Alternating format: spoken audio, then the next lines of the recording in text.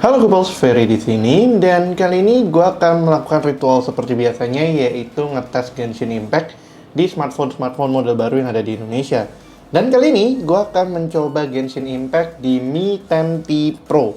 Nah, si Mi 10T Pro ini adalah flagship for entertainment katanya Xiaomi di Indonesia dan dibekali sama spesifikasi yang cukup powerful, tapi sebenarnya nggak bikin kantong kalian bolong terlalu dalam. Kenapa? Karena ya spesifikasinya flagship satu, tapi harganya nggak full flagship banget. So ya udahlah gitu aja. Oh ya, kalau misalnya kalian mau lihat video unboxingnya bisa kalian lihat dari atas sini. Nah, jadi kali ini gue akan melakukan tes Genshin Impact di smartphone Mi 10T Pro ini, dan kita lihat aja gimana hasilnya, apakah bagus, apakah kurang, atau mungkin malah ini flagship abal-abal. Penasaran gak sih? Ya udah, gue juga udah penasaran. Gue belum sempat main Genshin Impact di smartphone ini sama sekali karena baru download. Jadi langsung aja kita tes Genshin Impact di Mi 10T Pro. Let's check it out.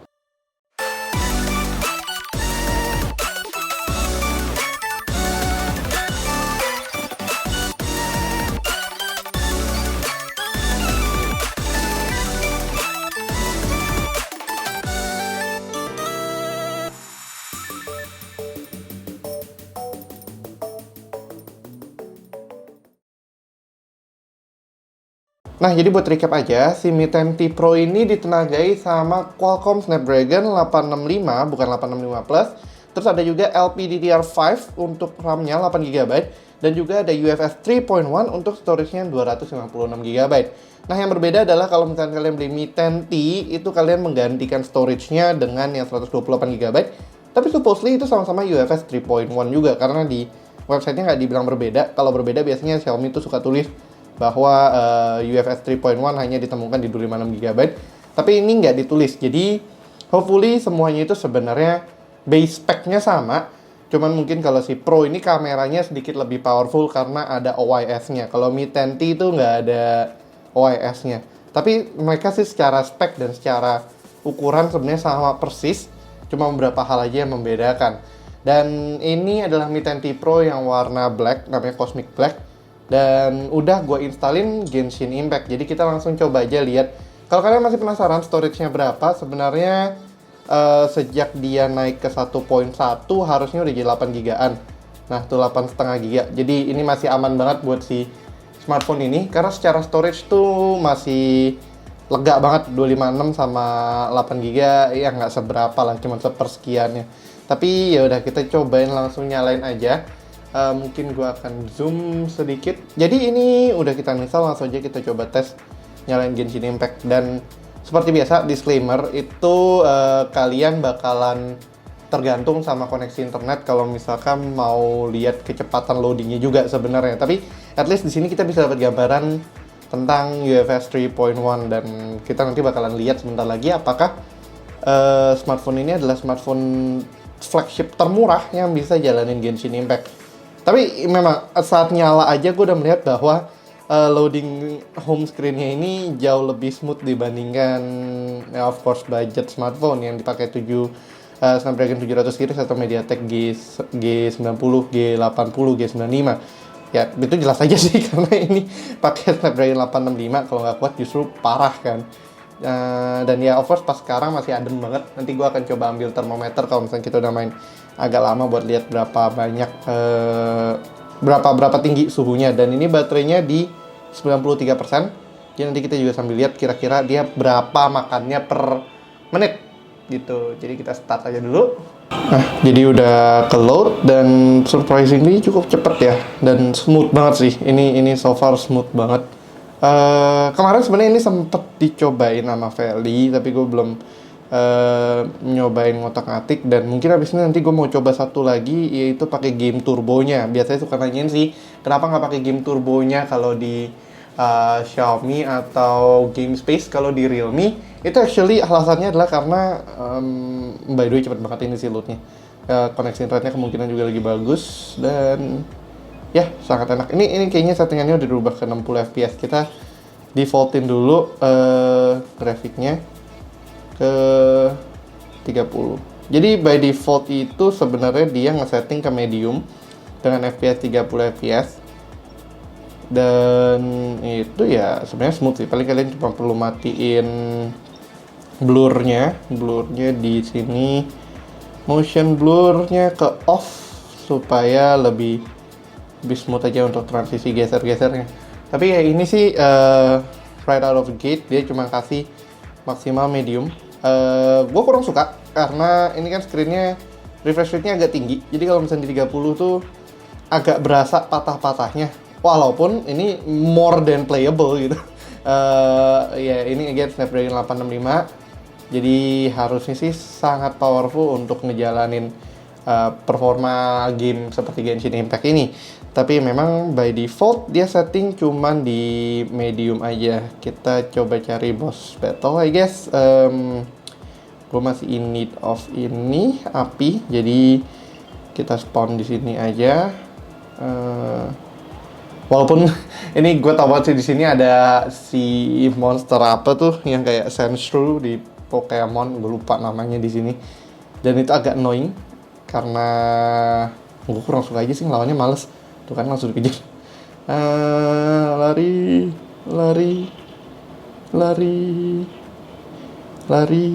Aduh. Tapi sebenarnya seperti yang kalian bisa lihat, gue ada satu komplain sih. Touch response-nya nggak se-smooth yang gua bayangkan. I mean, ini kalau kalian bisa lihat tuh cara pergerakannya tuh nggak semulus biasanya gua main Genshin Impact di flagship lain. Kalau di ini forgivable untuk di budget smartphone, tapi untuk flagship not so much. By the way, gua gatel banget ini, claim dulu.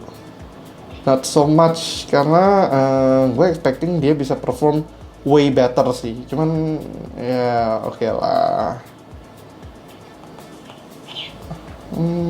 Di situ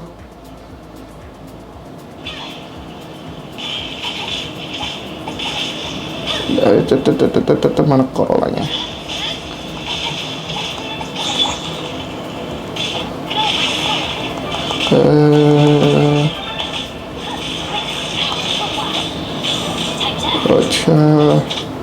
Baru bahasanya masih Inggris dong. Gue lupa. Charge. Oh ya, by the way, kalau misalnya kalian ada yang ngeliat game playstyle gue aneh, ya mohon maaf karena actually ini cara gue mainnya emang gue sukanya, nggak tahu kenapa stylenya begini. Kalau misalnya kalian merasa kayak kok ini, well it's my playstyle, jadi ya sudah shit. Ngapain?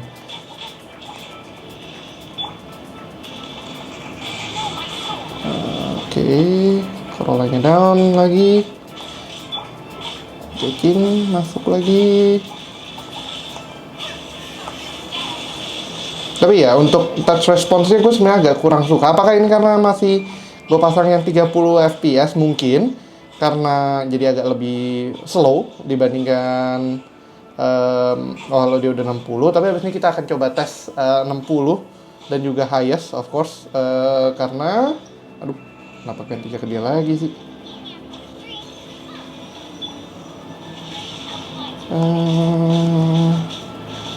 Iya, cacingnya mati lah. Kenapa cacingnya mati? Nggak dong. Tidak. Ya, jadi gitu sih soal touch response ini gue agak kurang suka karena agak slow for some reason. Jadi oh shit, tadi lu crap.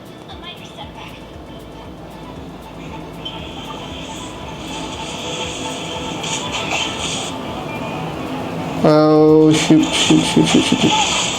Crap. Aduh, lupa itu kan field api ya. Kenapa pakai dulu?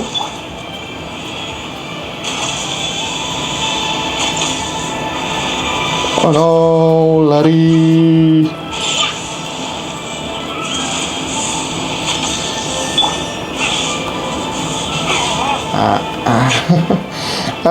Build-nya berantakan. Tapi ya itu soal touch response-nya gue merasa masih agak kurang. I mean, it could be better. Mungkin kita lihat nanti di 60 fps highest-nya apakah better atau ternyata sama aja masih ini. Dan kenapa pakai fire sini yang ngefek ya, ya udahlah. Kayak gitu sih untuk soal touch response-nya masih agak kurang, dan gue prefernya lebih sensitif lagi sih ya, udahlah ke statue aja dulu.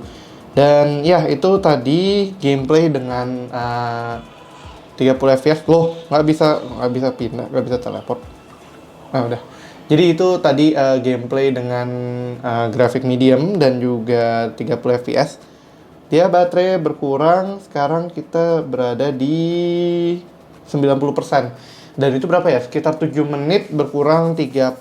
Berarti sekitar 1% per 2 menit kurang lebih. Itu di medium 30 fps. Dan untuk mana termogan gua. Dan untuk suhunya sendiri, gue sih belum merasa sampai panas ya. Tapi 35,1 dekat kameranya, 35,9 dan bawahnya adem. Surprisingly cukup adem ya untuk sebuah smartphone flagship mainin game. 36 derajat di sekitar sini. Ini harusnya sekitar prosesornya itu sekitar sini.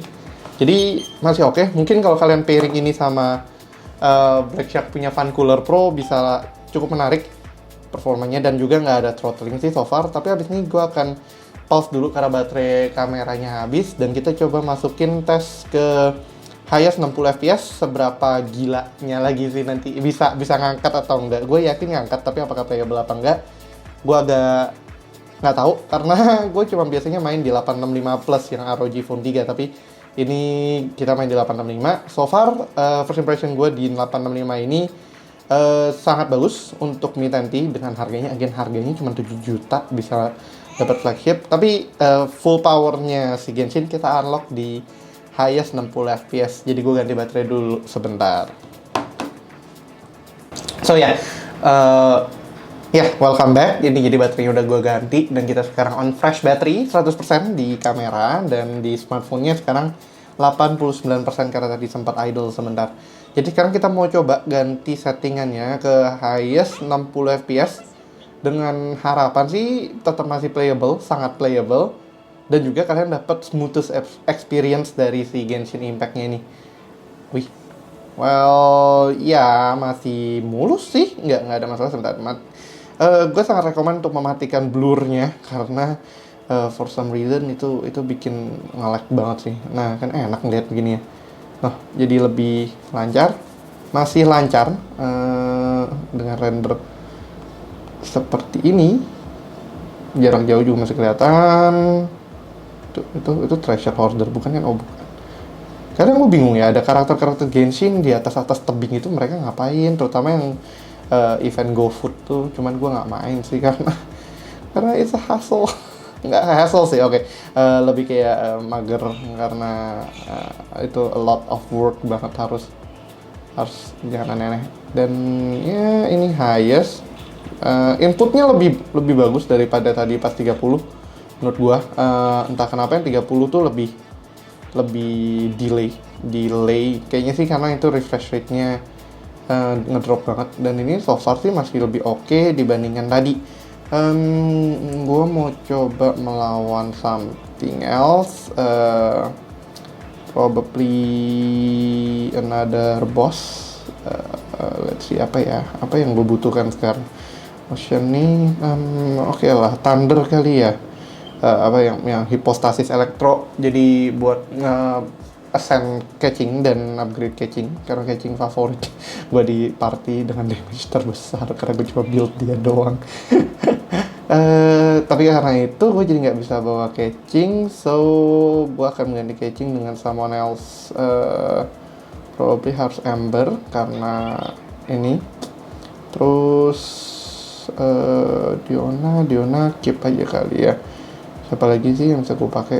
Udah sih harusnya Xingqiu, Diona, Ember, dan di look gue juga belum ascend dia karena tadi masih kurang ini recruits insignia-nya. Gue masih harus kumpulin lagi dari cincin mage. Dan ya udah, harusnya kita cobain aja lawan elektrohipostasis di kondisi highest 60 fps. Dan habis ini akan ada satu lagi ekstra yang gue cobain dengan game turbo. Padahal seharusnya nih ketika pakai game turbo nggak jauh beda dengan sekarang kita main, karena ya optimasi cuma di RAM performance dan kawan-kawan sih. Kalau udah smooth kayak gini, mengharapkan lebih smooth gimana lagi. gebuk belum bisa ya, lupa. Lari dulu. Oh shoot, aduh, udah overloading. Oke, ya ini sih secara input lebih enak dibandingkan tadi pas masih 30 fps. 30 fps tuh inputnya masih cukup drop banget, nggak tahu kenapa. Kayaknya karena memang lag inputnya itu dari refresh rate-nya, so that's oh shoot, nggak lihat lagi. Dia keluar field lah. Udah berlindung di sini. Kok tembus? Kok tembus? Lah.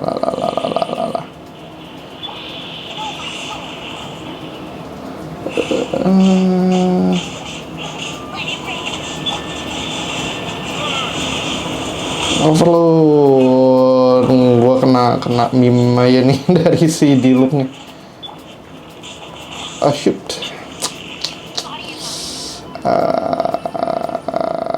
Kadang kalau main on screen begini bikin grogi ya, jadi gampang ngedrop. Padahal biasanya gue bisa aja ngelawan Electrohypostasis dan kawan-kawan. Dan gue sebenarnya baru naik ke WL5, jadi gue belum terbiasa dengan bos-bos di WL5 ini. Oh shit, kena. Kalau si Jun udah kena, nggak ada healer lagi dong lah. Tidak. Oh, she'll have broadband tuh. Nah.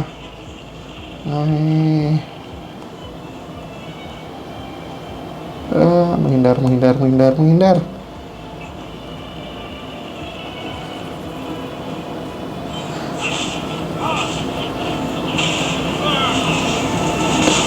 Kadang gua bingung ya, kalau ketika ulti itu mereka pada terlihat lambat sekali. Oh shit. I'm dead.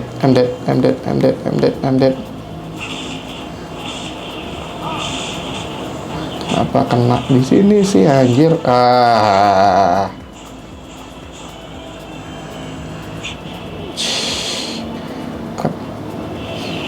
Nggak ada healernya lagi. Help, sudah tidak ada healer.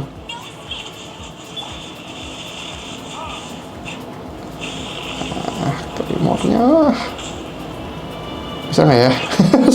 Gua agak ragu bisa berhasil lawan si Electrohypostasis. Biasanya nanti gue akhirnya habis ini minta tolong Feli. Krep. Thunder. Ya, aku lupa.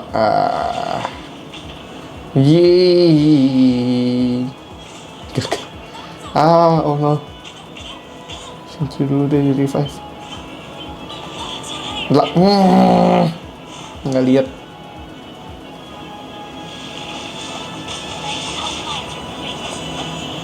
Kok Xingqiu-nya nggak nge-heal ya? Kenapa ya?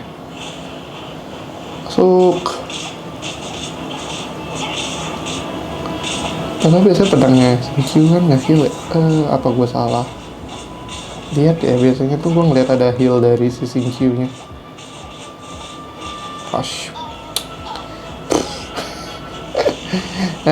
Ya maafkan gameplay gue yang hancur. Bye Diona, bentar lagi. Udah, kill me.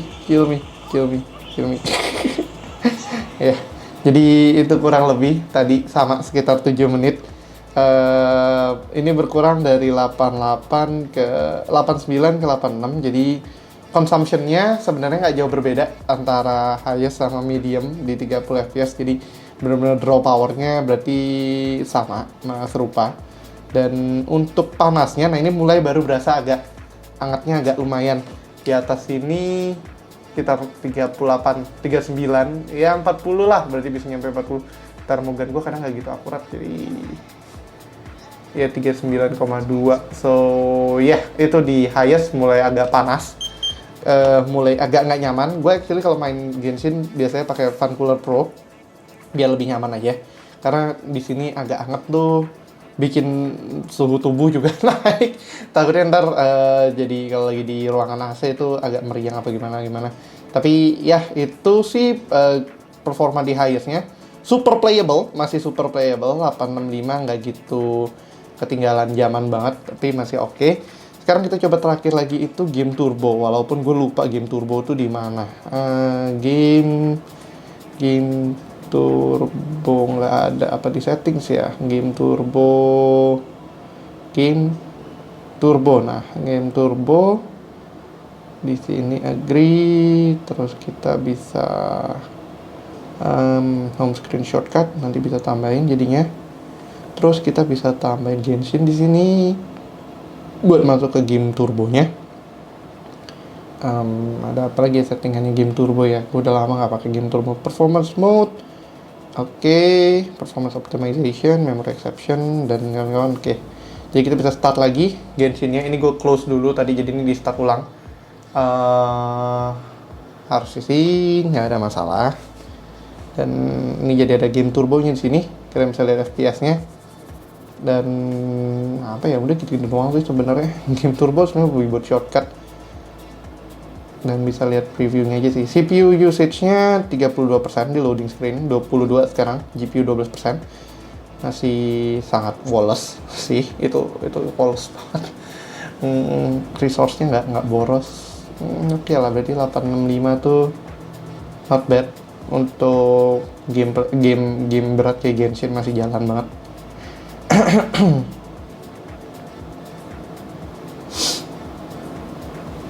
Oke, jadi sekarang kita udah masuk lagi di Genshin-nya dengan game turbonya on.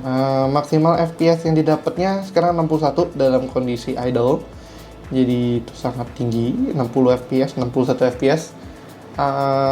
Again, gue cuma perlu mengingatkan bahwa ini smartphone harganya affordable banget sih untuk sebuah flagship. Although dengan beberapa catatan, 865 itu flagship SoC untuk tahun 2020. Dan Snapdragon udah nyiapin 888 atau 888 untuk 2021. Dan itu bakalan dapat performance boost yang agak lumayan di Genshin, katanya sekitar 10%. Jadi untuk 865 yang sudah super lancar aja agak surprising sih, karena udah dapet 60 fps ngelock dan ya nggak ada Nemo.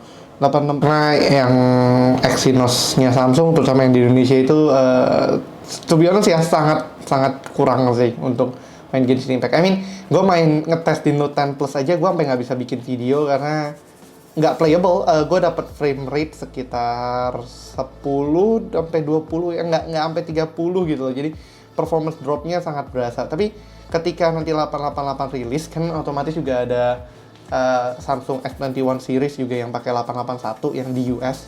Jadi itu pasti dapat boost yang agak lumayan kalau memang nanti Genshin itu bisa nge-unlock FPS-nya. Yang which is itu looking forward to it banget. Tapi ya, overall Mi 10T ini super playable. I mean, lihatlah masih dapat grafik segini mentok sampai highest. Sangat nyaman untuk dipakai main Genshin. 2 thumbs up berarti kan.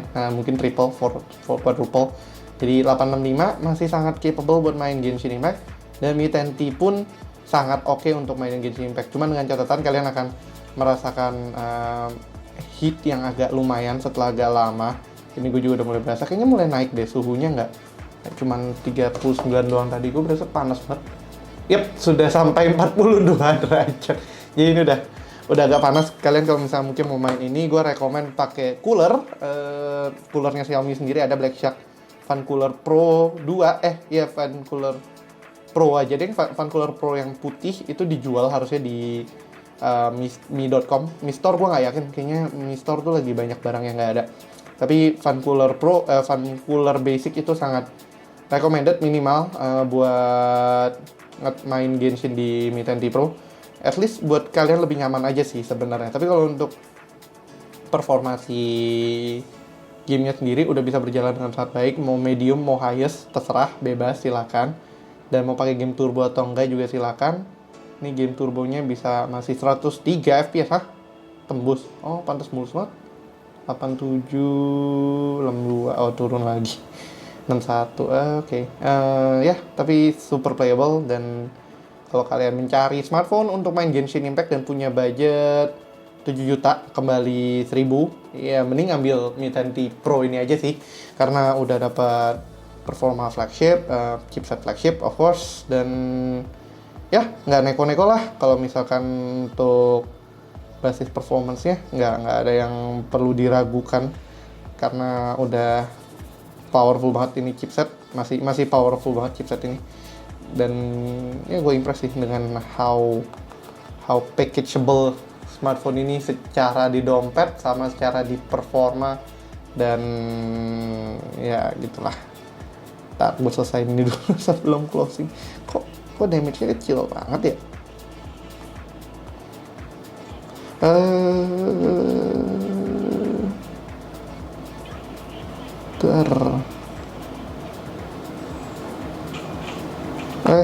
Kok belum ganti Xingqiu? Nggak bawa catching sih, cuman catching gue yang punya physical damage sampai ceceng, so ya itulah, gue harus mulai build karakter lain sih, kalau nggak bakalan PR banget kalau nggak ada yang di build lebih tinggi. Masa mau main co-op berempat mulu gitu kan. Oke, sudah. Itu ada apa ya? Ini makin panas. Jadi gue nggak merekomen kalian main lebih dari berapa ya? Tadi kita udah 973, lebih dari 30 menitan tanpa cooler, karena ini udah agak panas sih. 43,7 panas, mulai panas karena juga ini bahan dasarnya kaca sama aluminium. Heatnya sangat berasa di atas ini. Tapi ya udah gitu aja dulu. Sekian untuk video kali ini. Kalau kalian suka videonya dan pengen main Genshin nih Mi 10T, jangan lupa untuk like dan share video ini. Dan kalau kalian belum subscribe, langsung aja klik tombol subscribe serta aktifkan lonceng notifikasi biar kalian gak ketinggalan sama video-video kita berikutnya. Mungkin gue akan nyoba banyak smartphone lagi untuk main Genshin Impact ke depannya. Dan ya hopefully ini bisa menjadi bantuan kalian untuk benchmarking. Cocok nggak sih kalian beli smartphone A untuk main Genshin Impact? Tapi kenapa Genshin Impact doang? Karena gue suka mainnya sih. Ini wibu stuff banget. Ya udah, kalau kalian punya pertanyaan juga jangan lupa untuk langsung aja drop pertanyaan kalian di kolom komentar di bawah, dan nggak terbatas sama Genshin Impact dan Mi 10T Pro aja kok. Kalau kalian punya pertanyaan lainnya, silahkan langsung ditanyakan aja di kolom komentar di bawah. Dah, paling gitu aja. Sekian untuk video kali ini. Thanks for watching, and as always, stay safe, stay healthy, and have a nice day. Ferry signing out. Bye bye.